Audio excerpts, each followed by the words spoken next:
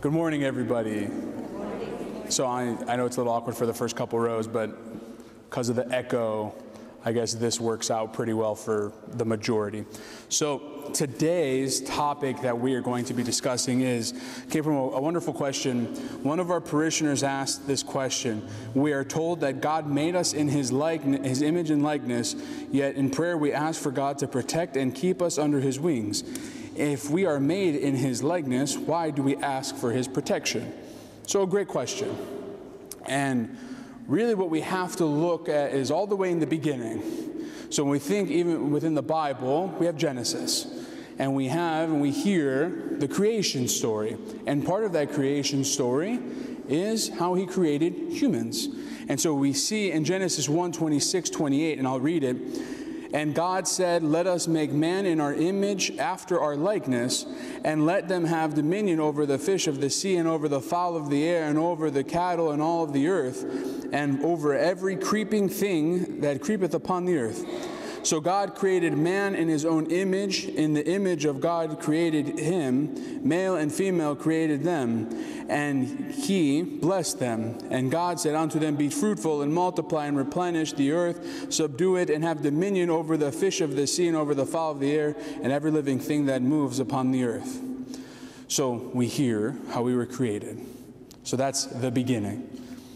So now, if we're created in His image and likeness, why do we need to ask for God's protection? It's a wonderful question. I'm going to actually open up the floor to see if there's maybe some answers if you haven't read this already. Yes? We are not God. Only He has the power to create. Fact. We are not God. 100%. Nowhere near shape or form. We are not God. Again, we're made in His image and likeness. But what does that mean? What does that dynamic mean? So what does being created in God's image mean? We're embodied by His Spirit. Body, mind, and spirit. What else? We have free will. But would that be image or would that be likeness? Because we're talking about just image at this point, right? So what does it mean to be created in God's image? I look a lot different than you, but yet we are both created in God's image. What's inside of us, like she said, our spirit, our... Absolutely, that she's right, but you don't just get to take her answer. You're about to say something. In the flesh we are. In the flesh we are. Beautiful. In a simple but also complicated concept, exactly what's been said. Body, mind, spirit. We are created in His image. Yes, obviously, we all look different. But that's the power of God. That's the beauty of God, right? There's nothing that distincts beauty versus anything else.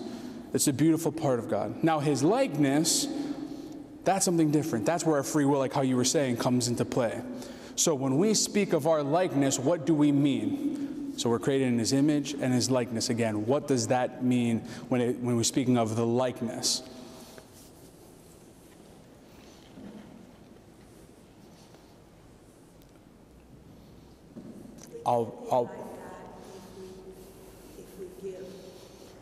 I'm sorry, what was that?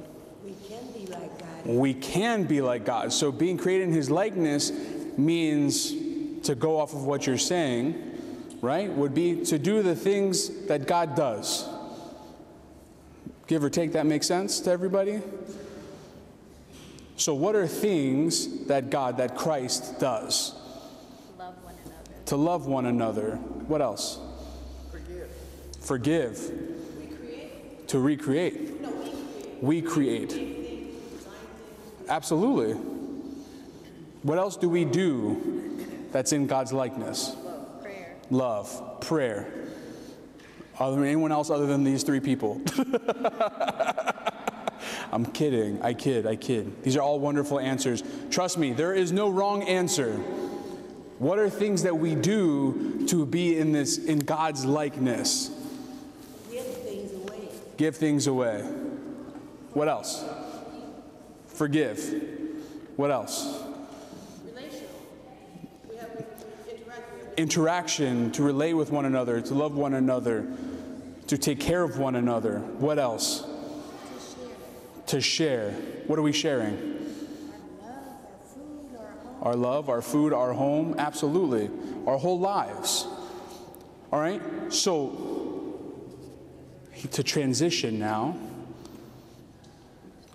what are things that people do? I won't say us, because we don't want to point the fingers at us, but we can. But what are things that we do as human beings, in the general sense, that go against that likeness? Sin. I don't want to say duh, but duh. I like to have fun. Yes, absolutely, sin is obviously against God's likeness. But let's be even on a more specific note. What are things that we do, maybe to even relate to us, that maybe when we think and self-evaluate, not necessarily would go with God's likeness? Yes. What was that? Covetousness. What was that? Greed. Absolutely. Hatefulness. Lying. Selfishness. Killing. Unforgiving. These are all things. What was that? Gossip. Absolutely. All of these things, especially the gossip. That's why those people are in coffee hour, right? It's not just for the delicious coffee. No. Vindictiveness and addictiveness. I don't know which one you said, but both. I'll give you the answer. You get the credit. What else? Judgment. These are all things that go against that likeness, right?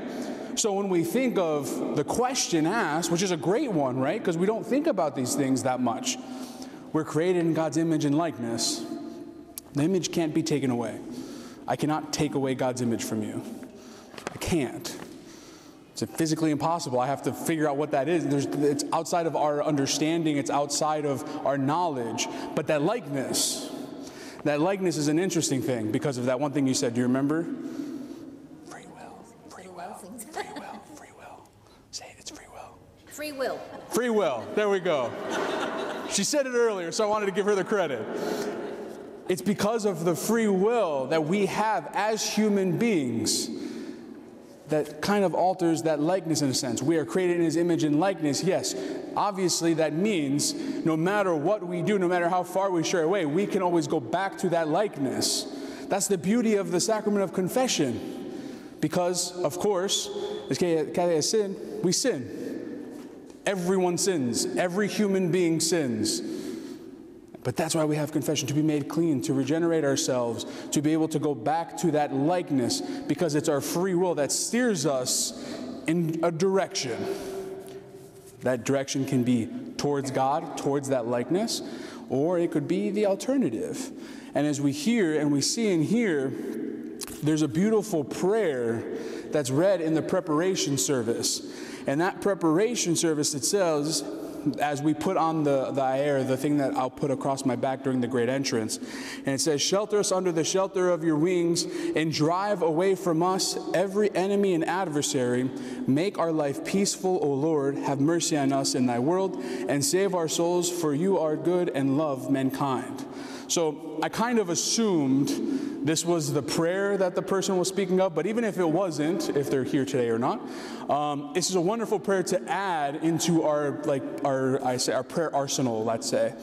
And again, this happens in the preparation service of Proscomidim, which is how we prepare the gifts in the back, of course, so not many people are here for when that happens.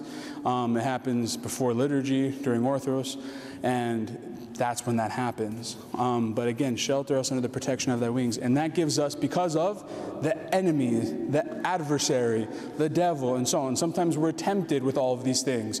The simple things, like gossiping or whatever it might be, to things that just steer us in that other direction. So while no one can take away that image, it's that likeness that we have that free will. And that's why we still need God's protection. That's why we pray for God's protection. And it allows us to create that frame of mind, or go back to that frame of mind that's towards God and not towards anything else. And that's why we still have that beautiful prayer, but prayer in general too, as well as the sacrament of confession. I think there's a couple minutes left for, who's my timekeeper? Anyone have the time? You're fine. I know I'm fine. It's 10:43. I have a couple minutes for questions. So, is there any? Yes. Where does anger fit in all that? Because someone is really very trying to us, makes us angry often. But we don't act on the anger. But how does anger, how do we avoid that anger? Avoid that anger towards a person, towards a situation, towards what? The feeling of anger that someone creates in us. So how do we avoid the anger that someone gives us for whatever, give or take, whatever reason, on a regular basis? Well, number one is always that virtue of patience, which obviously driving down the road gets lost, let alone when you have a struggle of someone who's personally just kind of an annoyance, or an annoyance in a sense of like bringing us to feel ugly perpetually. You know, for us, it's... Anger, but you still feel the anger. You can't help but feel the anger. How do you avoid it? So there's a different, to get in the general sense, you know, we have prayer. We have things that help us remove ourselves from that situation. Now, depending on who this person is, of course, we don't have to get into that. But what I'm saying is, you know, through prayer, through removing ourselves of the situation and changing the focus, right? Because when someone angers us, our focus is on the person and maybe not the best qualities of that person. But if we look at that person and we see the image of God, right? Because again, we're created in God's image and likeness. Now, again, the likeness can be changed through our free will. But that image, I mean, give or take, not to go into a whole different conversation, can be changed. But that's in a sense of like tattoos and all that other stuff. But that's for another topic. But that image within every single one of us is that image of God, is that likeness. So we have to remember, even no matter what, that we have to pray for the individual, that we have to love the individual. And give or take, that might be a very difficult thing. But that's something that it's more of a situational basis where, in a general sense, the standard answer would be is pray, remove the focus away from the individual, move it towards God, and be able to see that image and likeness in that individual and hopefully change that focus. But that also, I would say, is something that we should talk about. Myself, Father Athanasius, whoever. Is the anger sin? Yes, because when you're angry, all right, who here has ever been angry? Exactly. See, they just got in and they're like, yeah, I'm in on this one. Sign me up. When we're angry, are our thoughts like towards God? More than likely not. It removes us away from that focus towards a God, a Christ-centered life. When we're angry, even when we get sad sometimes we have those doubts and so on. It removes us away from that focus towards God. And so anything that tempts us into the other direction, therefore allows, the sinful nature isn't necessarily that we can't handle it anymore and so on. That becomes with our endurance and our strength and our spirituality. But that's something that we build over time. That doesn't make you a horrible person. It just makes us living human beings that have our own temptations and our own struggles, and this would be one of them. So that's why it's something that, you know, yes, it's a sin, but it's something that we, obviously, through our relationship with the church and so on, that's the beauty of confession. We can come to confession, and it's not like, for example, we come to confession with a list of sins, and I'll put it this way because it's the longer way. We don't just like come and like read off this list that we've created from day one. It's something that we feel within our heart. That's that true repentance that we speak of, and it's something that it goes to what we're kind of talking today. It's where's our focus? You know, when we think of individuals who make us angry or sad or whatever it is, what's our focus within that individual? Is it on their image and likeness, or is it on all of the annoying things that they might do and find the frustrating things and harp on that? So that's for that topic. But that's actually a great topic to possibly write down and insert for a whole discussion. I have time for one question. There was one somewhere. I believe I do. Am I still fine? I actually have 2 minutes. There was another question over here, but I don't remember where it went. Sure. There's no such thing as a quick question.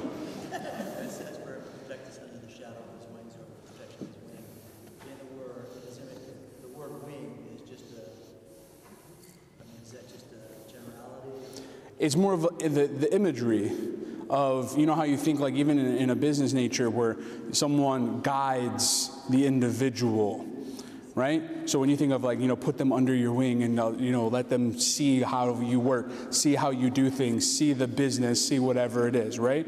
And for example, a perfect example is Father Athanasios and I's relationship. Like, he's the dean of the cathedral. I'm the assistant, the epimedios.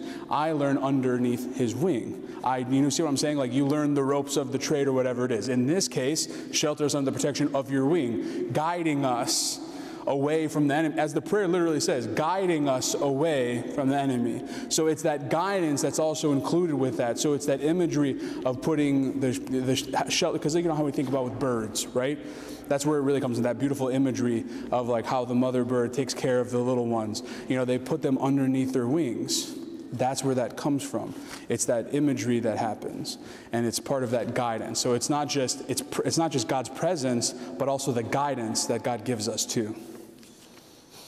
Yes. As opposed to the Greek mothers that grab their children by the ear. Absolutely. Yes. Which then, by over time, because it was stretched out so much, becomes a wing. That's why my ears are a little big, but my mother's not here, so we don't have to worry about that.